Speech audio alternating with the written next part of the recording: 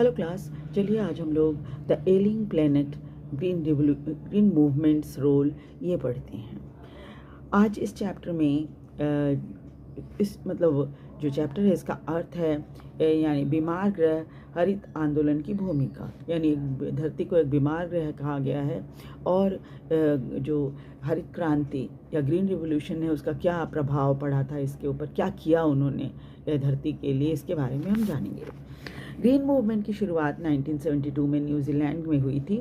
उसके बाद से ये आंदोलन लगातार आगे बढ़ रहा है और मनुष्य के विनाशकारी गतिविधियों के कारण धरती के कई संसाधन जैसे जंगल, मछली पालन, खेती, ज़मीन सब ने मिलकर हमारे इकोलॉजिकल बैलेंस को बिगाड़ दिया है।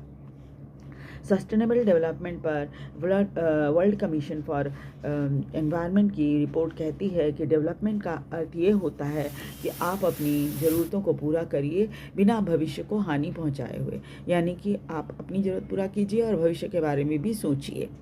औद्योगिकरण और शहरीकरण ने हमारे पर्यावरण को काफ़ी हानि पहुंचाया है।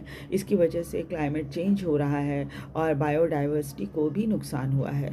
जनसंख्या बढ़ रही है जिससे हमारी रिसोर्सेज के ऊपर ज़्यादा दबाव पड़ रहा है। ग्रीन रेवोल्यूशन इंसानों के साथ धरती के सभी प्राणियों दोनों को सुरक्षित रखना चाहती है।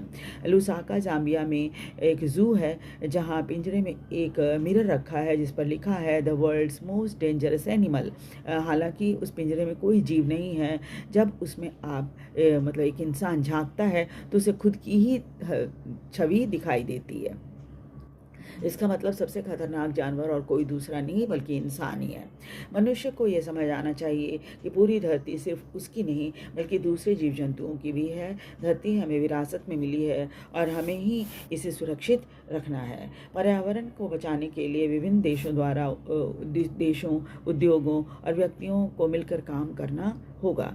इस तरह से ये चैप्टर इंडस्ट्रियलाइजेशन और अर्बनाइजेशन जैसी इंसान की गतिविधियों के कारण हमारी धरती के सामने आने वाली चुनौतियों की चर्चा करता है। इसे बीमार ग्रह इसलिए कहा गया है कि इंसानों ने वन, जल, वातावरण सबको खराब कर दिया है जिससे हमारी धरती बीमार हो गई है और इसका इलाज कोई और नहीं बल्कि हम इंसान ही कर सकते हैं। वीडियो कैसा लगा? वीडियो को लाइक और सब्सक्राइब ज़रूर कर दीजिए।